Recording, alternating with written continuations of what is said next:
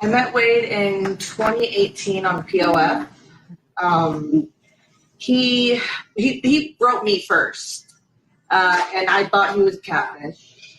So we moved over to Snapchat, and then he sent me pictures that he had off of POF, and so I was like, no, those are off of POF. Send me real ones. And he sent me a picture, and I was like, oh my God, he's real.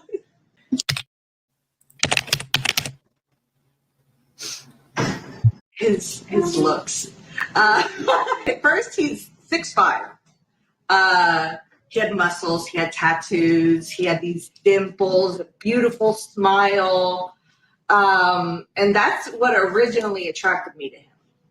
But afterwards, what it was he was sweet, and he was kind, and he was understanding, and he understood that I had a child with special needs, and he's just, everything that he would say to me was like the perfect answer. And I asked him what his flaw was, because he's perfect. And he told me, I think he was 24 or 25 years old at the time. He told me that his only flaw was that he didn't have a good woman in his life. Yeah, he is. Anywhere we went, he didn't even know the people. We went to Winn-Dixie. He didn't even know them, and he was sitting there talking with them like they've been lifelong friends.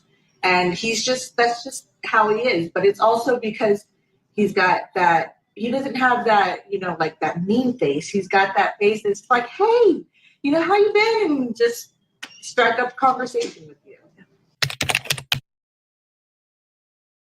My sister, she had a high-risk pregnancy back in November of 2018. Yes, 2018. And I told him my sister's in the hospital, and she was going to be having her baby tomorrow. She's bleeding a lot. She's high risk. And I was going to take a train from West Palm Beach to Orlando, which would have taken about 4 hours. And Wade goes, can I take you? And I said, yeah, if you want to take me. And we drove all the way up to Orlando laughing. He was freestyling. Just, a good grand old time. So when we got to Orlando, he was going to originally just drop me off. And I said, do you want to meet my sister? You want to come inside? And he was like, yeah, I want to go in, but I don't know how your family would feel about that. And I told him, come on, you drove me all the way here. So we parked the car, we went, he met my sister, he met my entire family, and he met my new nephew. He held him, and it was, it was sweet that he was able to bring me all the way to Orlando. Now let us debunk some lies, shall we? Yes. So Wade texted me earlier in the day, and he asked me, can I come down there? I want to be with you. And I told him, of course, because I wanted to be with him too. So he's like, all right, I'm going to get my stuff together, and then, we'll head down there. So I was like, all right, just, keep me in the loop. Let me know when, more or less when you'll be here. So around 2 a.m., he called me, and he said, hey, we're about to be there. You should head over there. So I headed over to the gas station. And when they pulled up, Kelly was driving. Wade was in the passenger seat. He got out. He went to go get his backpack. And you see Kelly, and she leans forward and she goes, please don't leave me. Please don't do anything. Just please don't go. And he said, no, Kelly, I'm done. I'm leaving. And, she's just begging him, please, please, please. And I could see Kelly clear as day, gas stations, they got lights. So she didn't have any bruising. Her lip wasn't busted. She didn't look like she was a scared, battered woman or anything like that. She was fine. And when Wade and I were walking away, Kelly she didn't speed off like she was afraid for her life or anything like that. She drove off normal. No, she wasn't scared of him at all. She was literally begging him to please don't leave me. I'll do anything. She had her shirt on. She was fully clothed. She didn't look beaten. She didn't have a busted lip. Like if she had a busted lip, I think all of this would have. Wade's a big guy with a lot of power. If he would have hit her, all of this would have been swollen. I guess he was just really happy to see me, happy to get away from Kelly. And he didn't seem like he had just, tied someone up and, all of the things that she said that he did to her. He didn't seem like he did any of that. He seemed fine. And just happy to get away from her. So we went home. We sat outside, smoked a cigarette, talked a little bit, and just kind of catching up because we hadn't seen each other in maybe a few weeks or so. And then we went inside and we laid down, but that was it for that night. And then when we woke up, Kelly was messaging him, emailing him, and I have your EBT card here. What's the code? Blah blah blah. Just trying to get him to respond to her. And I just kept telling him she'll eventually stop, but it didn't. That didn't happen.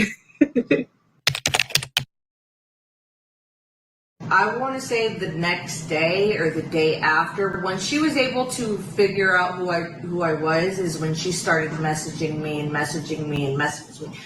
constantly. And even if I didn't reply, she would still one after another. And she kept blowing me up.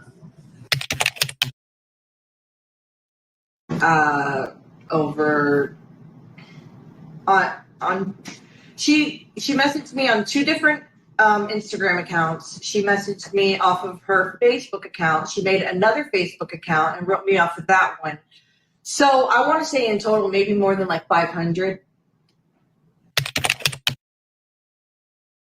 Yeah, she reached out to my sister. She was like, do you know where Wade is? Do you know where your sister is? Do you know what they're doing? Oh, I need, the detective needs to talk to him. Oh, detective's looking for your sister and this one and that one. And then just constantly harassing my sister to the point that she was like, what do you want me to do?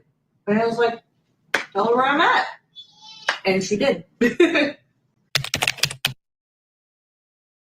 So, yeah, every single day after, she was, writing him and saying, oh, I miss being on top of you and things like that. And she also said that if he wanted to trade nudes on Snapchat, that he could. I speak to Wade every day. Just basically, letting him know, everything's okay. I'm going to try and help him because I want to help him. Wade's a good person. And, everyone believes what they hear on the internet that he's, such a bad person because nobody else has come forward because they're probably afraid of the backlash that they're going to receive. I don't care. I want Wade. I want people to know the person that he is and the person that I dated and that he's not this monster that everyone is portraying him to be.